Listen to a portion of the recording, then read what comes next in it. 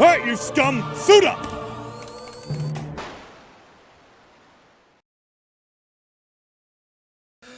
Welcome back, I'm Captain Xavier, and I'm joined by Sergeant Deplorable, who is the founding member of the Omega Squad of the crew, and he's here to tell us the history of Omega Squad, and then we'll kind of explain how it has evolved into what it is and what it now is. So, tell me the history of Omega Squad.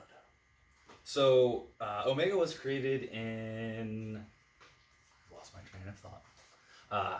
Omega was created by Cody Jones in Pullman, WSU campus. They were a group of HVZ players who just wanted to play the objective, move quickly, be organized, watch each other's back, and really play the game in a similar manner to what the crew does. That was before we'd even shown up, right? Correct. Yeah. It was early, that must have been 2010, 2011, somewhere in there. Yeah, it would have been crew, I think, showed up 2012. That was my first game, so somewhere in there. Yeah. And I originally started playing HVZ. I didn't know anyone on campus, so I went and played this strange game with these people with Nerf blasters running around. And I liked what Omega Squad at the time was doing, and decided I was actually invited to join. I guess I look like I know what I'm doing occasionally. That's why I recruited him. It just keeps happening. They'll teach you to be competent. But they invited me to join them, and from there we played for another couple of years. And then the crew showed up, and we actually had, something to emulate at that point, a goal, if you could say that.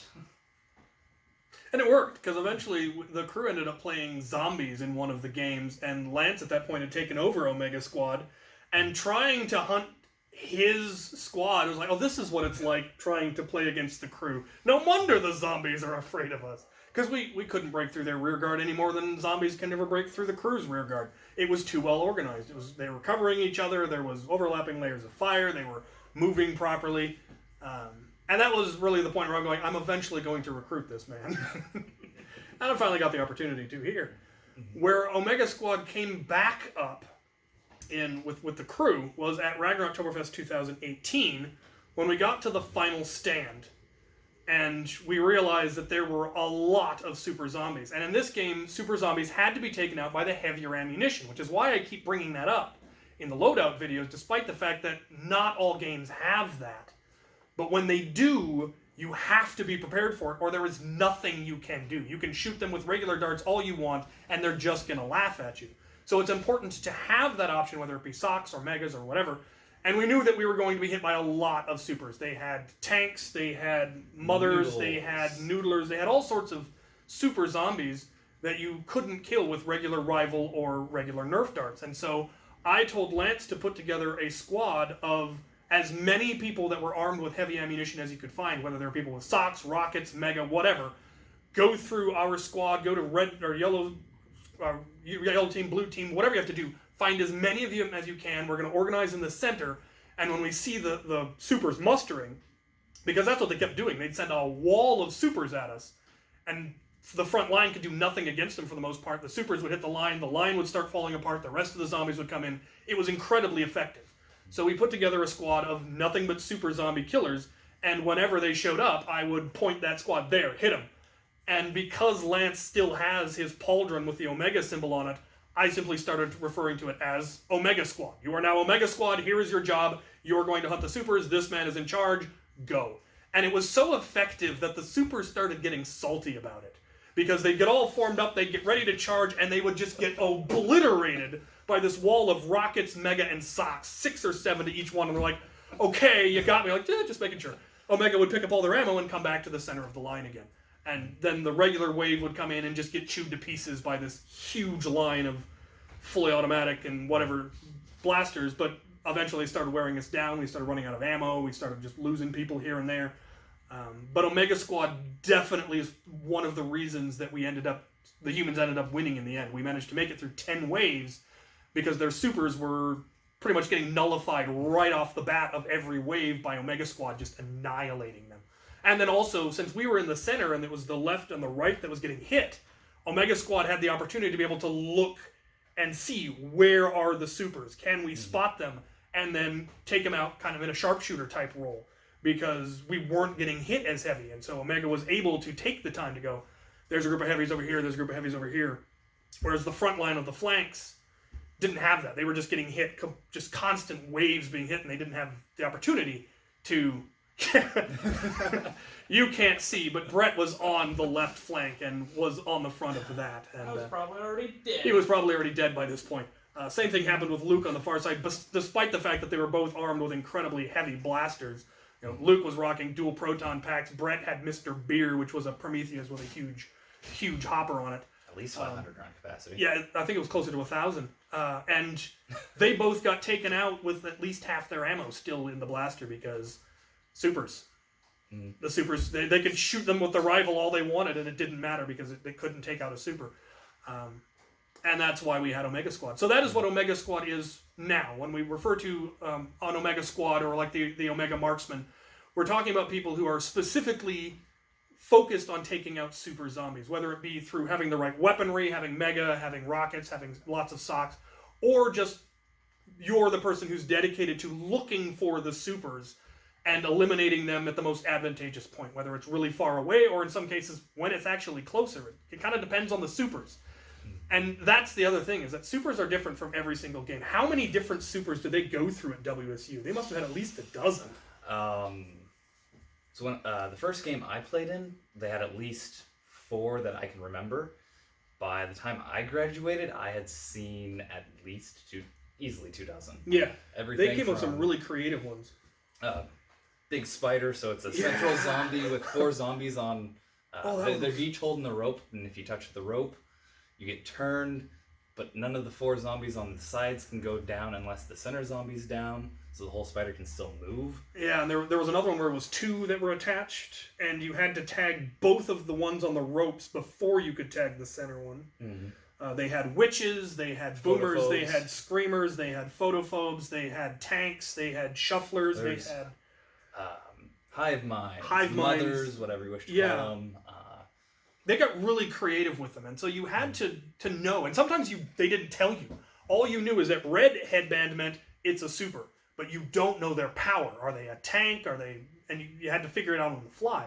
Some of them could only be taken out by very specific ammo. You could only take this one out with a rocket. I got to play that once. It was a juggernaut. The only thing that could take me out was a rocket, and they only had the one rocket. They actually did get me with it though, so that was really cool. At that point, I just turned back to regular. They had ones where it took 3 hits to kill them. They had ones where they were sound was what activated them, but they could be tagged normally or possibly not. And so and many games will do super zombies, and some of them can only be tagged by special weapons. Some can only be tagged when there's a light shining on them. Some of them can only be tagged with melee. It varies from game to game, and that's one of the cool things about HVZ is the huge variety in super zombies, and occasionally in superhumans. I have played in games where there were perks that the humans could get that made them, they could shrug off the first tag, or you had to pull a flag. Yeah, you had a flag on you, like a football flag, and the zombie had to pull that to get you. Tags did nothing. Stuff like that. Medics that could heal you if they got to you within a certain amount of time. They could revive you and you didn't turn into a zombie. That's the beauty of HVZ, is it's very, very different. The core concept is the same. It's the details that make them interesting. But having all of that variety of super zombies, if you don't have someone who is specifically looking for the supers and prepared and able to take them out, supers can destroy an entire squad and nobody in the squad is able to do anything about it. They don't have Omega, you might not be able to take that super out and you're just going to all get tagged. So knowing the rules of how the supers work, being able to identify the supers and being prepared to take them out is really what Omega's core function is making sure that the humans have a fighting chance by being able to take out those super zombies. So there will be things like the command columns, the larger columns will have a dedicated Omega squad of 4 or more that are specifically being directed by an Omega sergeant or something that is their job, is to keep the command corps going. But any smaller squad, I would highly recommend either everybody carrying something that allows them to have that Omega functionality, that super zombie killing, but also having a dedicated Omega person who is specifically looking for the supers, as opposed to just the nearest threat. Because quite often they will either throw the regular zombies at you to distract you, and then the super will come in behind them when everyone isn't paying attention. They're all shooting their regular darts, and then suddenly the super comes through that can only be hit by Mega, and nobody's ready for it. Or they'll send the supers in first to soften up the line, and then the zombies will come over the top of them. And if you've got the people, that person who their focus is nullifying or taking out the supers, it will give you a much better fighting chance against something like that. So that is why Omega Squad is a specific and separate concept. And the reason we call it Omega was because of Sergeant Lance here. Or Sergeant Deplorable and his logo. So that's the story behind Omega Squad. I hope to see you guys on the field. Bangarang! Run for it!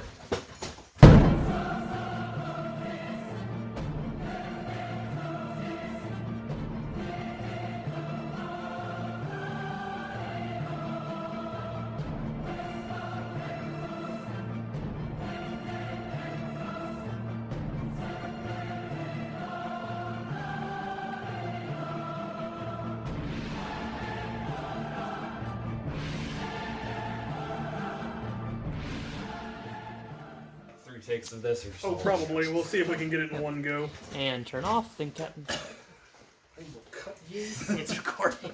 Is it? I didn't touch it. Is it? Is it recording now? This man is why I have so much white hair. That man? Let me tell you about Russia. Wait, come back, Comrade. Come on, we talk about Russia. We talk about Russia. So, it's just like 5 the minutes. motherland. Da, it's just like a really large landmass. Oh, yes. Da? It is connected to both Europe and Asia, Oh, which very makes large. very interesting people. The Russians on the west are not like the Russians on the east, and nobody even knows where the Russians in the middle are. There are Russians in the... That is Siberia. We're pretty sure they are Yetis. We lost a lot of dead men out there, you know. Who the hell are you? Da. I've been here the whole time. What are you talking about? There.